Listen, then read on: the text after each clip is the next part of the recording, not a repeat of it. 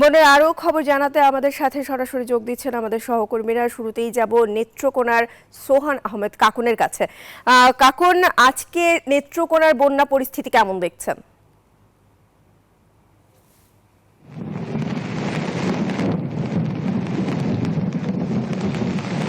জি, আসলে আমি এই মুহূর্তে আছি নেত্রকোনা কলমাকান্দা সড়কের পাশাপাশি একটি এলাকাতে। এখানে আমরা দেখেছি যে বেশ কিছু এলাকা কিন্তু পানিতে প্লাবিত হয়ে আছে। গত দুদিন ধরেই নেত্রকোনার বিভিন্ন উপজেলাতে পানি প্রবেশ করছিল। যেহেতু ভারতের চেরাপুঞ্জিতে বৃষ্টিপাত অব্যাহত আছে, সাথে সাথে নেত্রকোনার আশপাশ এলাকাগুলো, আমরা নেত্রকোনা যে জেলাটি, এটি কিন্তু আসলে মেঘালয়ের খুব কাছাকাছি একটি অঞ্চল। এই অঞ্চলটিতে আসলে দীর্ঘ ঈদের দিন বিকেল থেকে কিন্তু বৃষ্টিপাত শুরু হয়েছে। সেই বৃষ্টিপাত কিন্তু এখনো চলমান। আমি একটু দেখাতে চাই যে আমার পেছনে যে অবস্থানটি রয়েছে, একটি ইটভাটা দেখতে পাচ্ছেন, এটিও কিন্তু আসলে ইতিমধ্যেই পানিতে নিমজ্জিত হয়ে আছে। আর একটি তথ্য দিতে চাই আমি, যে গত 48 ঘন্টায় চেরাপুঞ্জি সহ স্থানীয়ভাবে যে বৃষ্টিপাতের রেকর্ড আমরা শুনতে পেরেছি যে 510 মিলিমিটার বৃষ্টি হয়েছিল। কিন্তু আজকের তথ্যটি আমরা এখন পর্যন্ত নিশ্চিত হতে পারিনি, তবে গতকাল পর্যন্ত 510 মিলিমিটার বৃষ্টিপাত হয়েছে। এতে করে কিন্তু যে নেত্রকোনার কলমাকান্দা উপজেলার প্রায় 4টি ইউনিয়ন পানিবন্দী হয়ে পড়েছে, প্রায় লক্ষাধিক মানুষ। এছাড়াও নেত্রকোনা সদর উপজেলাতেও বেশ কয়েকটি ইউনিয়ন, যেমন কেগাতি ইউনিয়নেও পানি প্রবেশ করেছে। যেহেতু কংস এবং কংস নদীর তীরবর্তী যে অঞ্চলগুলো রয়েছে, সেই অঞ্চলগুলোতে আসলে পানি প্রবেশ করেছে। এটি আমরা যেই জায়গাটি দেখাচ্ছি, এটিও নেত্রকোনা সদরেরই একটি এলাকা। এই এলাকাটিতেও কিন্তু আসলে পানিবন্দী হয়ে আছে অসংখ্য মানুষজন, এবং তারা কিন্তু বাড়ি থেকে বের হতে পারছেন না। আর যাদের নৌকা রয়েছে তারা কিন্তু কিছুটা বের হচ্ছেন, আমরা দেখতে পেয়েছি। আমরা গতকালকেও দেখেছি যে কলমাকান্দার যে বিভিন্ন ইউনিয়নের পানিবন্দী মানুষজন প্রচন্ড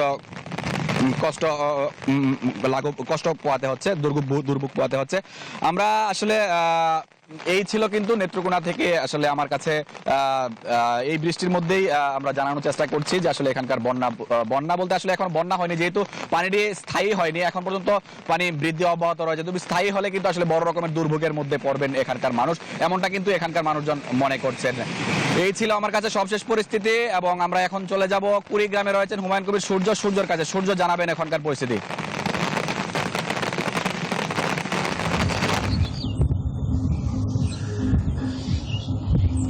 ধন্যবাদ সোহান। আপনি যেটা বলছিলেন, কুড়িগ্রামেও ঠিক একই অবস্থা বিরাজ করছে। গত কয়েকদিন থেকে অবিরাম বৃষ্টিপাত এবং উজান থেকে নেমে আসা পাহাড়ি ঢলের কারণে কুড়িগ্রামের সবকটি নদ নদীর পানি বৃদ্ধি পেতে শুরু করেছে। বিশেষ করে ধরলা, তিস্তা এবং ব্রহ্মপুত্র এবং দুধকুমা নদীর পানি অব্যাহতভাবে বৃদ্ধি পাচ্ছে। এই মুহূর্তে তিস্তা নদীর পানি 16 সেন্টিমিটার উপর দিয়ে এবং ধরলা নদীর পানি 23 সেন্টিমিটার উপর দিয়ে প্রবাহিত হচ্ছে। পানি বৃদ্ধি পেলেও এখনো চরাঞ্চলে বা উপরে এখনো পানি ওঠেনি, এখনো নিচেই পানি অবস্থান করছে। এবং লোকজন আশঙ্কা করছে যদি এইভাবে পানি যদি বৃদ্ধি পেতে থাকে তাহলে 2-1 দিনের মধ্যেই বন্যা পরিস্থিতি বিরাজ করবে। আমরা নদী অঞ্চলে সেইভাবে বন্যা পরিস্থিতি অবলোকন না করলেও শহরাঞ্চলে অতি বৃষ্টিপাতের কারণে, জলাবদ্ধতার কারণে প্রায় 2 থেকে 300 বাড়ি জলাবদ্ধতায় পতিত হয়েছে। কিন্তু চরাঞ্চলে থেকে এখনো 1 থেকে 1.5 হাত নিচে পানি আছে বলে তারা আমাদেরকে জানিয়েছে।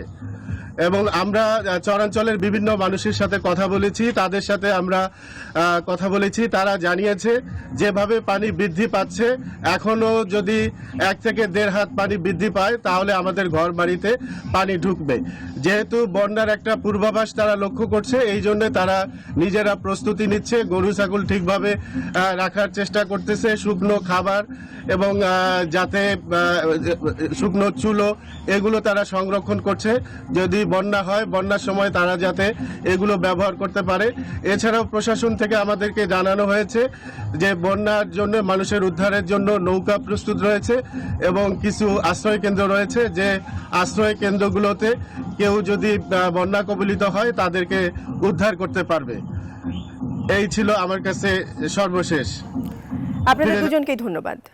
দর্শক, এই মুহূর্তে আমরা আবারও বন্যার খবর জানবো। আমাদের সাথে সুনামগঞ্জ ও মৌলভীবাজার থেকে যুক্ত হবেন সহকর্মীরা।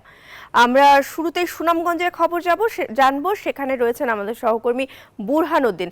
বুরহান, সুনামগঞ্জের বন্যা পরিস্থিতির কোনো উন্নতি হয়েছে কিনা?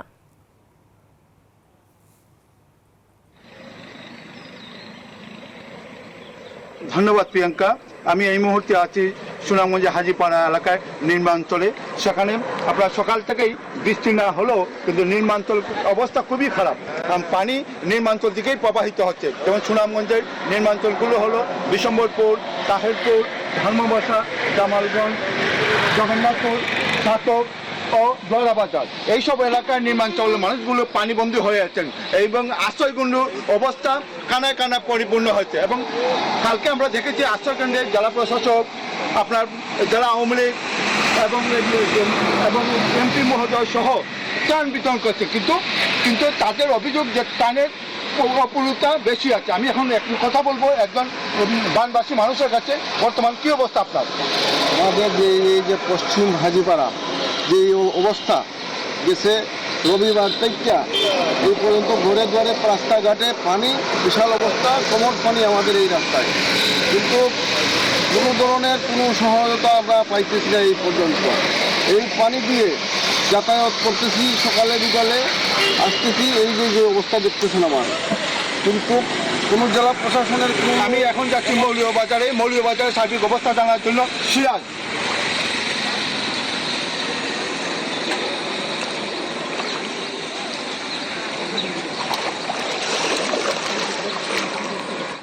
সৈয়ারপুর, এখানে 83 পরিবার রয়েছে প্রধানমন্ত্রীর উপহারের গড়ে।